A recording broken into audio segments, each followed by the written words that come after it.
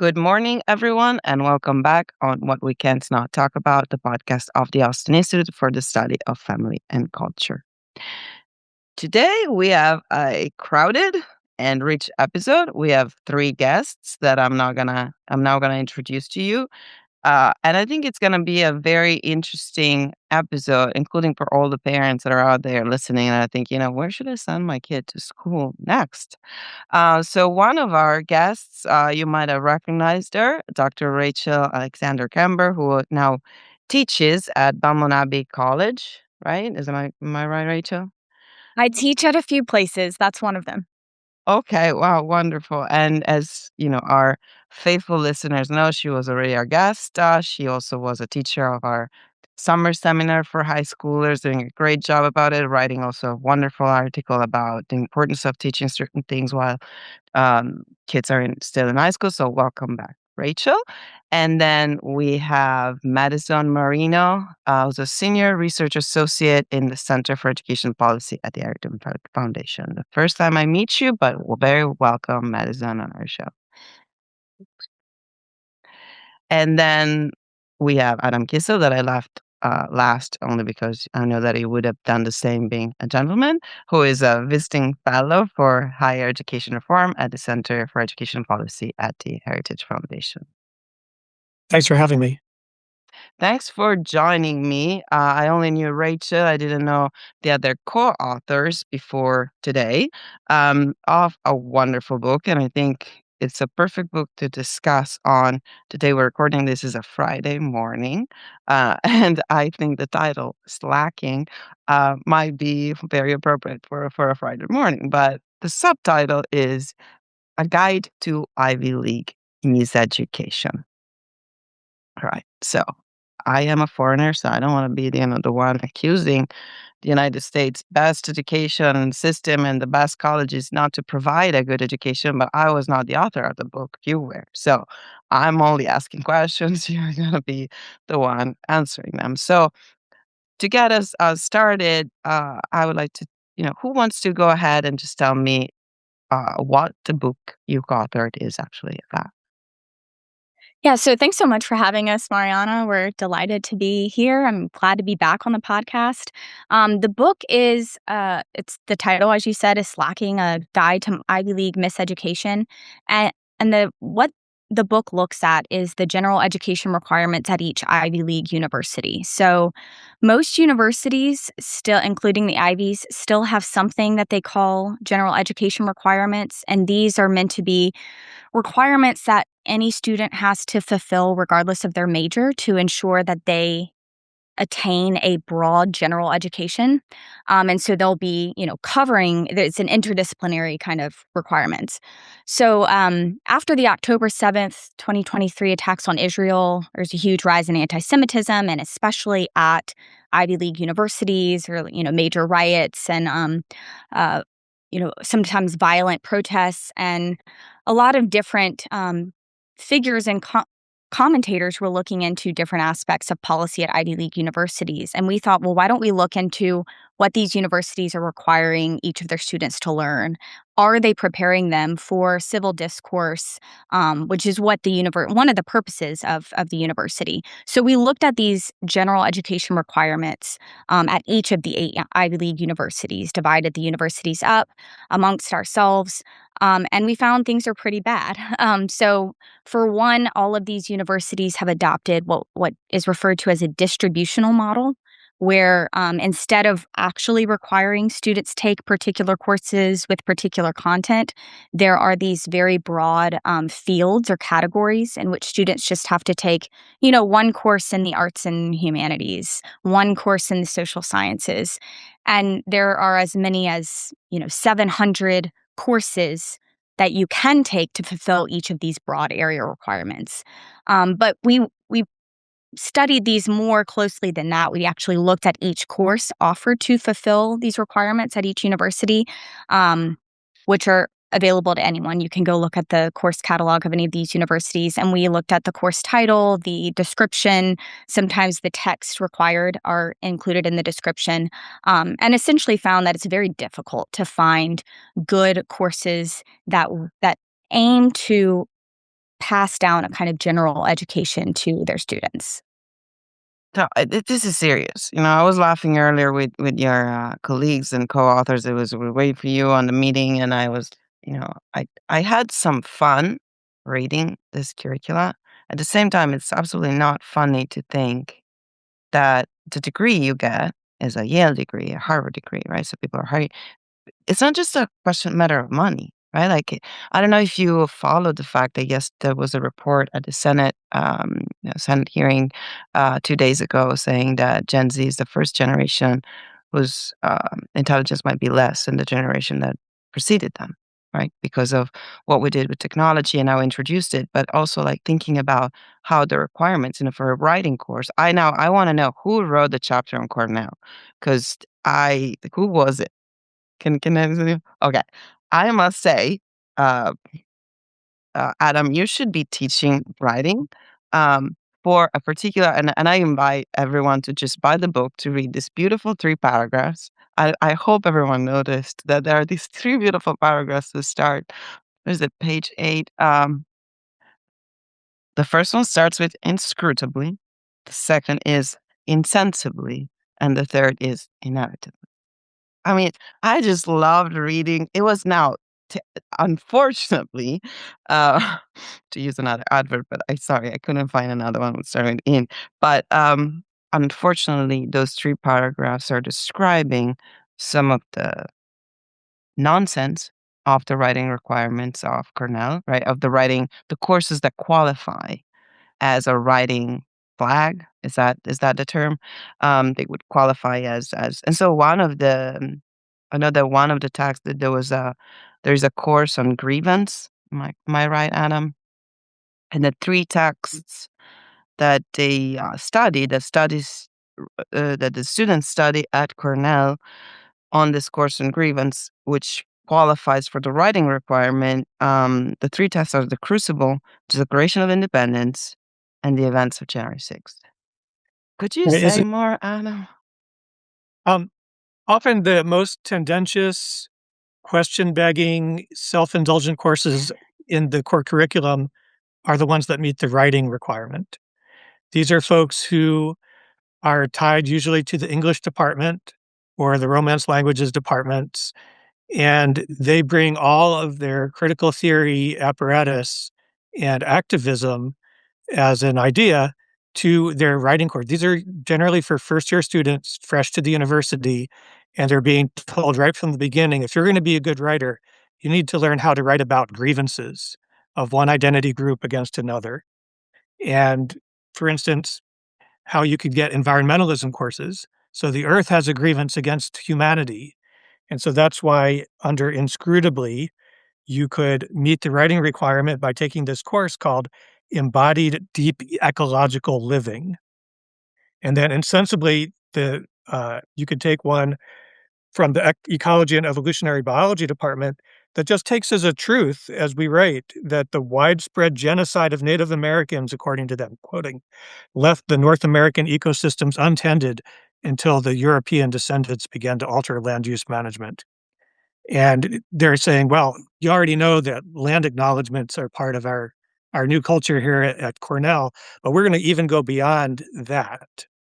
And then in the inevitably paragraph, the option is power and politics, liberalism and Marxism. And what's inevitable about that, of course, is that the underclasses have their grievances against anyone who has wealth and the capitalist so-called class.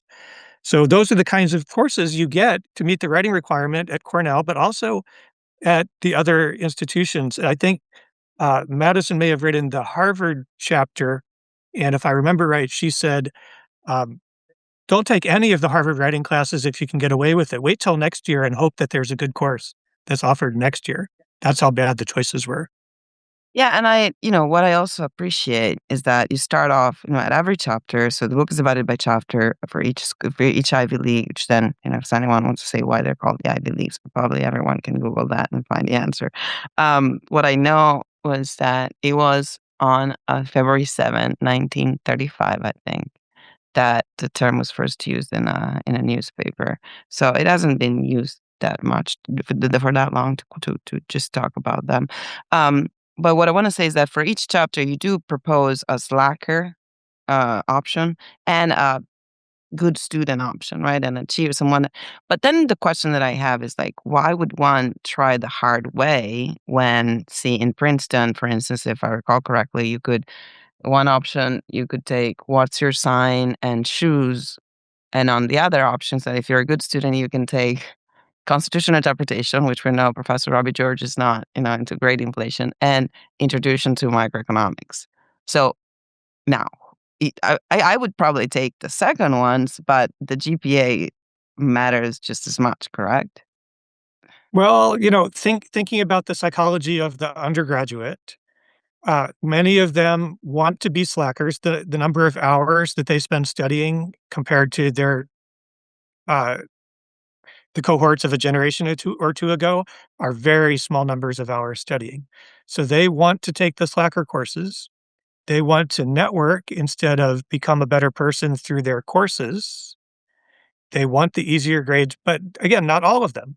Some people were hard workers in high school. They're going to be hard workers in college. They went to Princeton for that reason. And there's still some professors who offer those options. So we wanted people to laugh and cry at the slacker courses, of which there are many, and have a path forward if they still think going to the Ivy League is a place for them. Although we might say you would have done better if you had gone to Hillsdale. I Yes. agree on Neil still. Yeah, sorry. Yes, part of the problem that our book we're hoping to address with this is that there are students who think of the Ivy Leagues in the way they used to, based on the reputation that used to be accurate. That the Ivy Leagues are these bastions of academic excellence and rigor. Um, and so our concern is, they choose to go to a Princeton or a Dartmouth and they get there and there's no one there to guide them as to what classes to take, what professors to take. I even had this same experience myself. I did not go to an Ivy League university, but going to an East Coast liberal arts school, I got there. I wasn't sure what to take, so I looked to the general education requirements as a guide, and they were so broad, they didn't provide that guide. Now, luckily, I met an academic advisor early on who was like, okay, take this art history course, take this, course on ancient Rome, take this U.S. history course. So I was able to get something of a general education, but a lot of students aren't going to be that lucky. And so we have this striver path just to let those kinds of students know there are a few good courses still to take. You just have to know where they are. Yeah, and then maybe sorry, yeah, no, Madison, I wanna get to you, absolutely, but, probably also it's something that, employers had already noticed, when they were saying, that degree didn't matter anymore. It's maybe because they were now looking at the transcripts and, like, saying, "What did you actually take while you were at Harvard or at Yale or at Princeton?"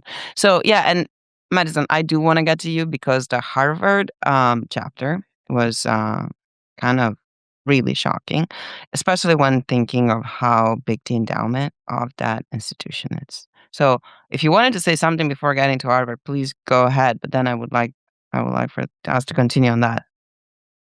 Um, no, I just wanted to add on to what Adam and Rachel were saying that there are some students that are looking for courses that we would say are kind of like the striver students. And I was looking at an article that was published in the Harvard Crimson last fall of a class of a 2028 student. And she was saying that I spent most of my freshman year completely unaware that Harvard was a liberal arts institution.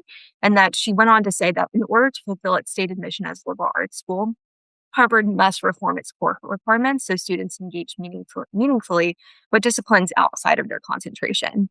And so, again, I think the student is yearning for more options, for better options than what the core curriculum is providing her. And I think that she's asking whether it's the board of trustees, the board of overseers at Harvard, or just the general public to weigh in on this because she's really grasping at straws, trying to figure out what her undergraduate experience is going to look like at Harvard. It's different than what she thought it was going to be. Yeah, and I was mentioning the endowment that Harvard has. I think this past year was 56 point something billion. So of course, there have been amazing professors. Some, of course, they're still there. There is, of course, the chance of getting a great education. But at the same time, the question that comes to mind is like, why hiring so many professors that maybe are teaching courses like what I was looking at hashtag abolish police. It's a course at Harvard. I mean, it's not just like whether one thinks that's the right thing to do or not, but even starting the title of a course with an hashtag, and it's a kind of I don't know, maybe it's not, and maybe that's something to do in grad school, or I don't know when someone already has, but like the thought is also if anyone deals with undergraduates and freshmen, these people are very young. For some of them, this might be the first time they even get to a big city kind of education. So, Madison, to stay with Harvard, you also described the climate for free speech that seems not to be exactly what a liberal art college should have. Is that just hearsay, or is that true? I mean, I think recent actions by the Trump administration to weigh in to what is going on at Harvard, I think that that has made them a little bit more cognizant of the free speech environment that they have had on campus. But no, I mean, I think historically they have had issues. I mean, during like the October 7th events, we saw encampments, we saw protests, we saw things that were happening that other students felt like that they were not able, especially Jewish students on campus, felt like that they were unsafe, felt like that they didn't necessarily have a place on campus. So I think that Harvard is realizing maybe what they need to change, but I think they've still got a long way to go in terms of the free speech Yeah, movement. you do mention that FIRE, the Foundation for Individual Rights and Expression, has sanctioned. I mean, has said that they're really not good with free speech, and I mean, I think that Harvard is the one we've heard the most about disinvited speakers and things like that, and riots on campus because the wrong speaker was invited. Another Abolish course that kind of shocked me because we're an institute for the family was the Abolish the Family course, which I found in Penn, University of Pennsylvania. Adam, was that you that covered that too, or who No, did Pennsylvania? Who was I think Pennsylvania? Madison also did Penn. Yes, yes. So yeah, what struck me about the writing requirement can be fulfilled with abolish the family, and the reason they give for this abolish the family, might be a solution. It's like, remember I said, well, because the family may be a place for trauma, and so the thought that came to me is like, well, abolish life. We might all die one day, so why starting? There's bad things happen, so Well, abolish it's part everything. of agree. So it's part of the story of the general education professors thinking that their goal is to undermine Western civilization, undermine American civilization, and all of its institutions, including the family, including the market economy, including the core principles of the founding of America. And that is what they want many of them, their students, to imbibe and get.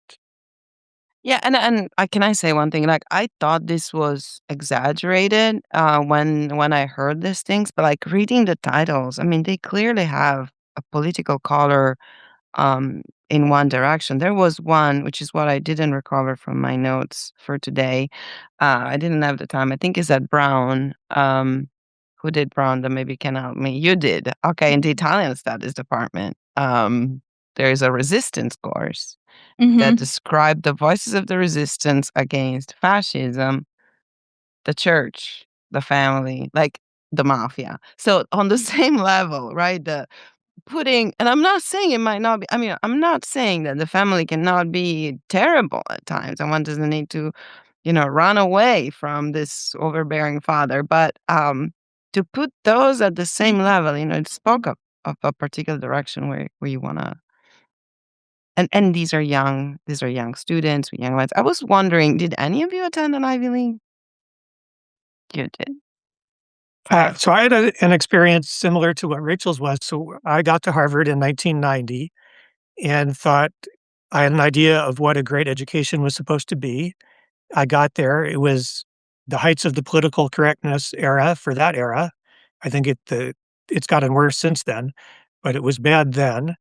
And I say to myself, this can't be what a Harvard education offers. Is this really what Harvard is doing? And I did my best to find good courses in the core. I found a bunch. In those years, you still could find a bunch.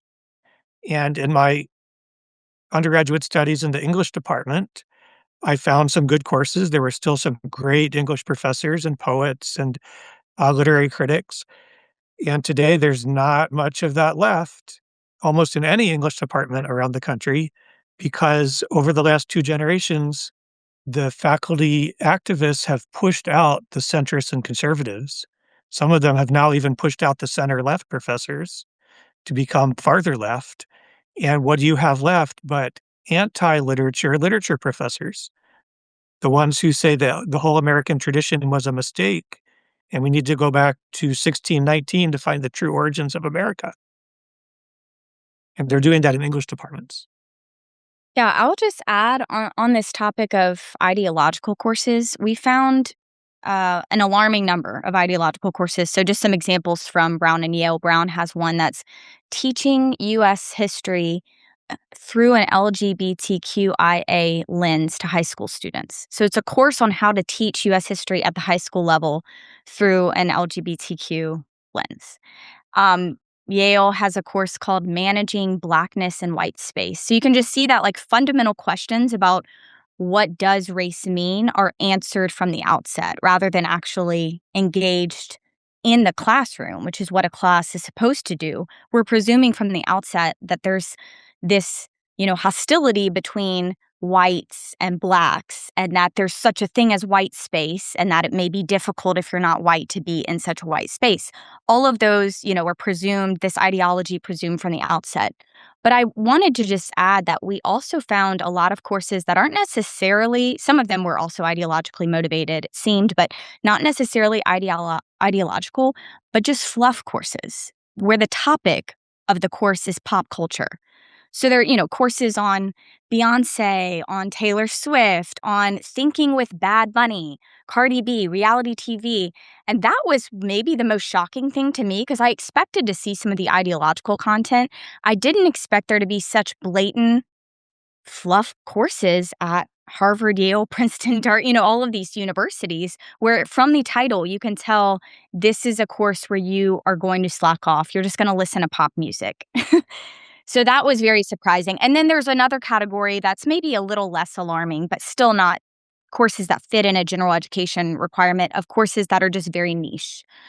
So a course on the history of paper or, on the history of nighttime, where it's like, okay, maybe there's some academic rigor there. It's hard to tell, but this is not a course that's going to deliver broad general education in the same way a course on, the history of Western civilization will. So you mean at Princeton, when you take the class about shoes, you're not getting the classics of social and political thought? Who knows? Hard to tell. No, I think the title is Get Your Kicks. Even better. Yeah, what I feel like I'm in a very difficult position because when I look at European education and Italian in particular, I often remark the lack of freedom in creating curricula. At the same time, with this lack of freedom comes a certainty about standards, right? You know that anyone who has a degree in literature hasn't just studied certain authors in certain times, right? They must have covered um, and this certainty is what I see lacking. So I understand the liberal arts and some freedom in choosing, but can you talk about history if all you know is one century taken away? And there is so I think this here's something that needs to be fixed, but I was wondering if any of you knows when things started to go wrong. My story about what went wrong begins with Ralph Waldo Emerson in the early to mid 1800s in the United States. He says, and this is the cultural change from the classic era to the romantic era in literature and in some other areas. And he says, all of those Harvard Greek and Latin courses, we shouldn't have that in our undergraduate education anymore for the generally educated adult. Hitch your wagon to a star, pursue whatever you want, fulfill your dreams, right? That's the Emersonian romantic, transcendentalist romantic way of looking at what you should be doing to develop yourself intellectually and morally. To me, that's the beginning. The elective system comes in at Harvard, a couple other places. It takes over so that by 200 years later, we are where we are. What came to mind is a much later phenomenon, but I think it would be perfect to have as a soundtrack to these times they are a-changing. Well, That I mean, that song would express the exact same thing. others might say, like Roger Kimball says in his book Tenured Radicals, that the upheaval of the 1960s and 70s produced a new level of slacking, where if you were protesting all day and your professor said, "Well, that's good for society, you get an A," it instituted this whole set of demands for identity and cultural studies that then the professors ran with themselves and then reproduced themselves, to use that language from Marx about reproducing culture. They reproduced themselves to the extent that now 2 generations later, they're the tenured radicals, and that's the name of his book. The scary thing to me, I don't know if you guys feel the same way, and I think I wanna talk about solutions. I think we should talk about Colombia too, but, talking about solutions, one thing that scares me is once you've lowered the standards and someone got tenured with lower standard, they're not gonna be willing to, uh change those standards because they would be called out themselves, right? So you're mentioning the professor that was the student that was given an A for protesting rather than reading is not going to ask his own students to do that. So there is a sense of like, excellence is very quick to be, it's very easy to lose excellence because nobody wants to keep other people at a higher standard than themselves. But There's an old joke, that, we pretend to teach and you pretend to learn. We still get the tuition money, you still get your piece of paper with the degree on it, and we will just remain silent that we didn't teach and you didn't learn. And unfortunately, that is what has happened with the great inflation that we see at so many institutions. It looks like they do pretend to teach and the students pretend to learn.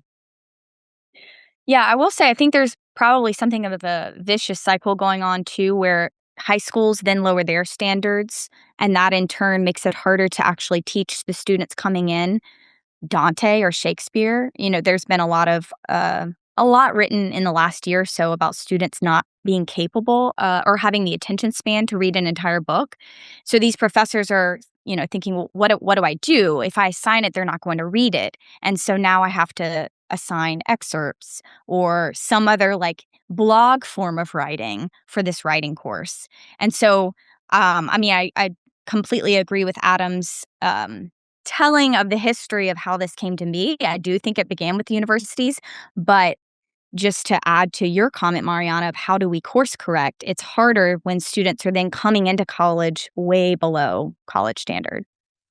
The public university systems have a different management structure, meaning that they ultimately report to the legislature and the governor in his office or her office and the people. And whereas it might be hard for Harvard and Yale to change their colors or their tune, states like Florida have instituted general education requirements that are great, and things like post-tenure review to say that if you're dead red and you're not producing as a professor, maybe you have to go. And so the new energy for curriculum and for reform is much more in the public university systems today than it is in the Ivy League.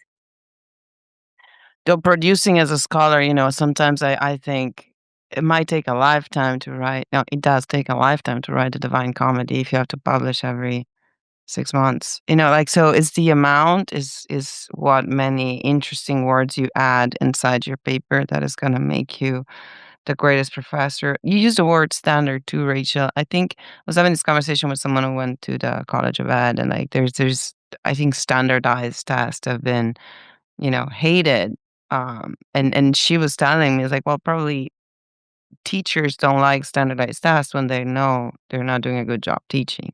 It's like if you're doing a good job teaching, then you're fine with standardized tests because like you're not afraid that the content is not going to be transmitted to the student.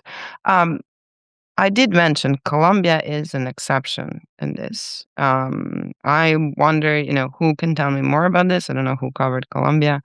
How does that happen? That Uh, so I just wanted to give a footnote to your previous comment on Dante. So I don't think he was at a university when he wrote the Divine Comedy. yeah. I heard a great history of the humanities by a professor who said, the humanities began outside the academy and had to persuade themselves into it. And so what we might see today or in the near future is humanities surviving and flourishing outside the academy once again. But Columbia is an exception. Columbia still has courses on the classics of Western literature and civilization. They go to the great museums in New York City, and they've been doing that kind of curriculum for their undergraduates for more than 100 years. So they're reading the Dante, and they're going to the art museums. The trouble is at Columbia that it's unclear that the graduate students and professors who teach it actually believe in it. So the curriculum is still great on paper. The course readings are terrific for the most part. Till you get to the modern era, it starts to get worse. But you have a situation where one of the graduate students who led some of the protests or was known for some of the anti-Semitic protesting is one of the teachers in the Western Civilization Corps at Columbia. So imagine what that person has in her class. And I'm not going to name her because I don't know for sure what she does in her class. But if I were the parent, I would say, yeah, it's great that she's teaching Dante, but what is she saying about Dante? So in our book, we didn't get to that level of kind of day-to-day pedagogical engagement. But Columbia still at least says that it's trying to give the classics of Western literature and philosophy to all of its undergraduates. Well, and I will just say, even, and we say this in the book, but even reading Plato with a poor teacher of Plato is better than listening to Cardi B in a course. So you're still getting something there, some kind of, education just from Plato. But yeah, it is something to consider that we don't know how any of these teachers are teaching these courses. That was beyond the scope of our research. Yeah, we should do say in every chapter. I mean, in almost in every school, as we said at the beginning, a student can get a good course. The thing is, who's the student who's going to do it? And you say, like it's true they spend little time studying actually, and I completely agree. At the same time, they are overworked. They're doing, sometimes I think, are these people in high school? Because like the amount of homework they have, or like little assignments, or like things that might be, if a professor just assigned them 2 books, and come back and let's talk about them at the end of the semester and, and have an understanding of where the student is at. I mean, that's the way I was educated. I know it sounds like the prehistoric times, but, Adam, I saw you unmuted yourself. I want to know what you have to say here. Oh, right. So the standard really for a class where you are in class 3 hours a week, say Monday, Wednesday, Friday for 50 minutes, is that you study 9 hours for the 3 hours of classroom time, so 12 hours a week total. The truth from many studies is about a third to a fourth of that. So if you're in STEM and you're doing lots of quantitative work, you study hard. But if you're in the humanities, you're not studying 9 hours a week for every class you are in. And I think the worst was something like the education students, the students who are learning how to be teachers, they're studying something like an hour a week total. Yeah, I think perhaps the overworked side of things that Mariana's referring to comes from the extracurricular overload, both at the high school and the college level, where, students are expected to be, or their parents expect them to be professional athletes at the age of, 12.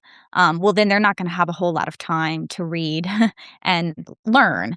And so they carry those habits with them when they go to university and think I have to sign up for all of these clubs and things and do all the networking Adam was talking about. And so, yeah, I really feel like I only have 2 hours a week that I can study for this course that's very important, should demand more. In addition to that, we've also seen the cost of tuition skyrocket. And so I think it's not necessarily true for the Ivy Leagues themselves, but a lot of students outside of the Ivy Leagues are having to work part-time in order to afford college tuition. So I think that's also a driver. Students aren't able to spend as much time studying because they're forced to feel like they have to find a job to be able to afford college tuition nowadays. And this thing about the extracurricular activities brings to mind something that Carl Truman wrote in his books. He also said on our podcast that there is this, modernity with this self that can always change itself, also has a very hard time closing doors. right? So people want to start an education, but at the same time, I also want to have the chance to be a ballerina. I also want to have the chance of being a Russian translator, and I also, and what he says is like the sooner you guys close those doors, the happier you're gonna be, right? Just pick one thing, be excellent at that. You cannot do everything. It's just gonna give you a headache and anxiety to think that you can still do it all.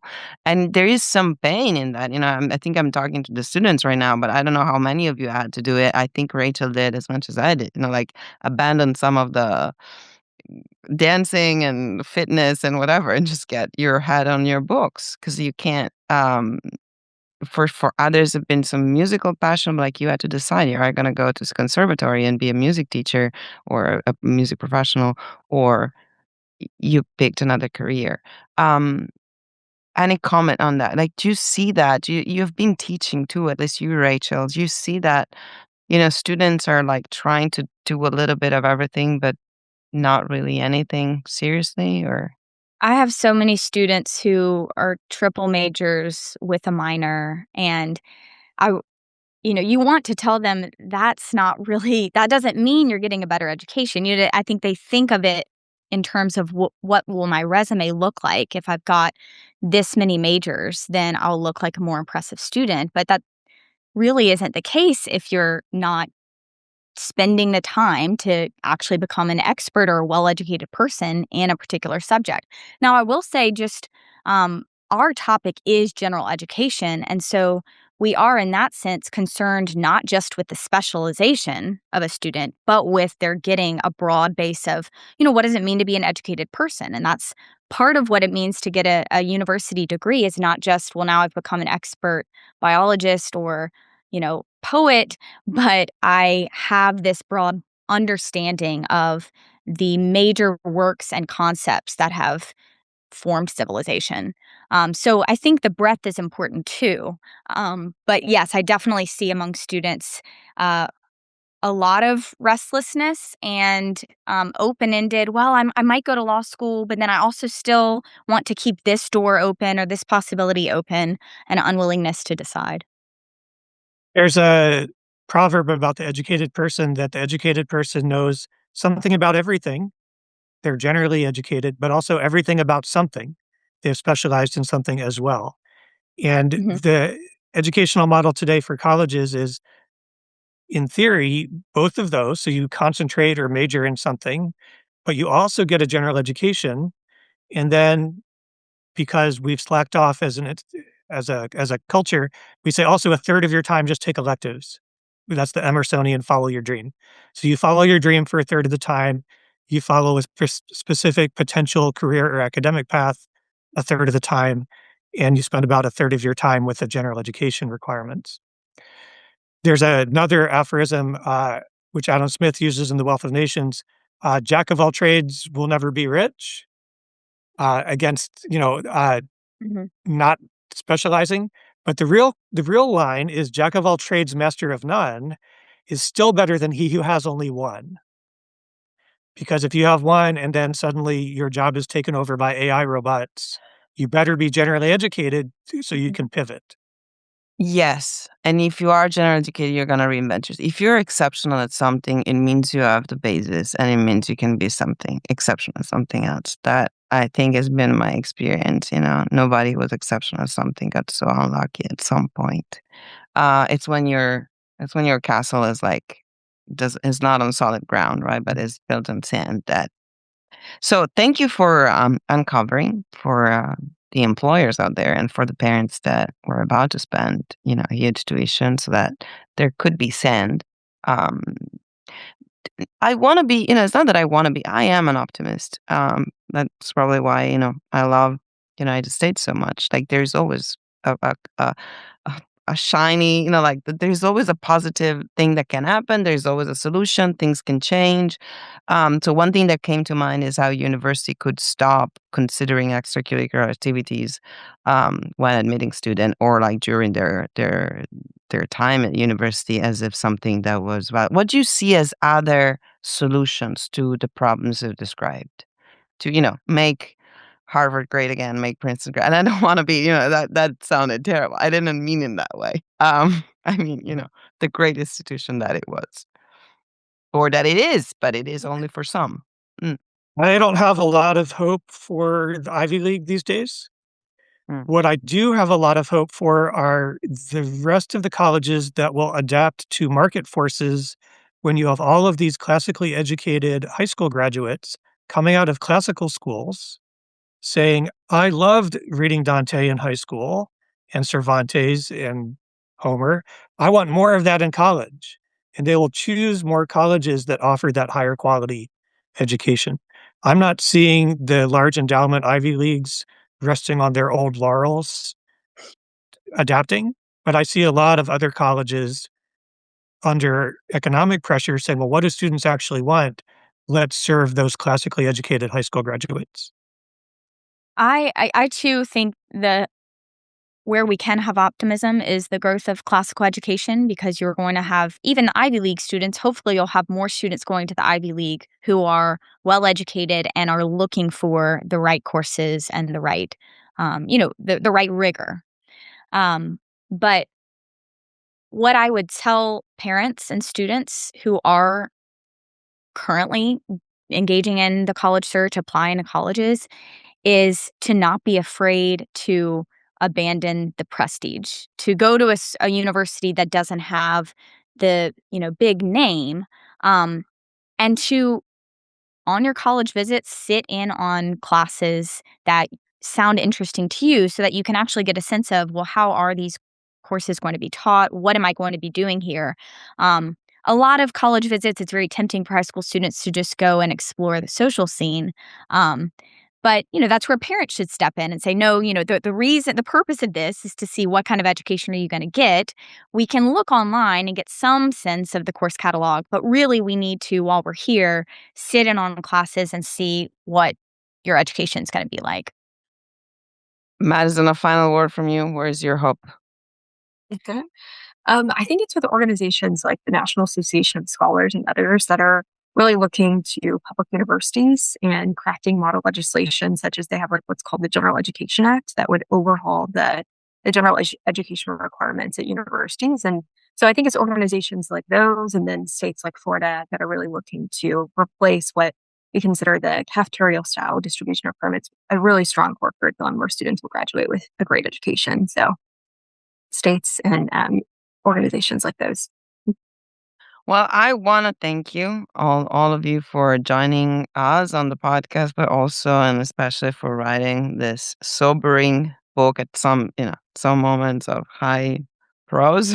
I would describe Adam. I'm exaggerating, but honestly, I think that that's what a writing course should do, right? Like, make the whatever it is that you're writing, have the reader engaged and appreciating your prose. And yes, they could use anything, but maybe not abolish the family or abolish the police or Cardi B or Beyoncé. I mean, there are so many good books that could be read and summarized in class. Anyway, we could go forever talking about this and also having some fun. At the same time, as I said, it's kind of sobering. I'm very grateful for what you did.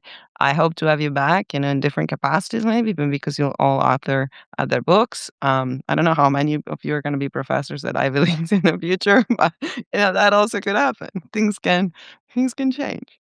So thank you, everyone. Thank you for joining us. Thank you Thanks, so much. Mariana. Thank you. Thank you.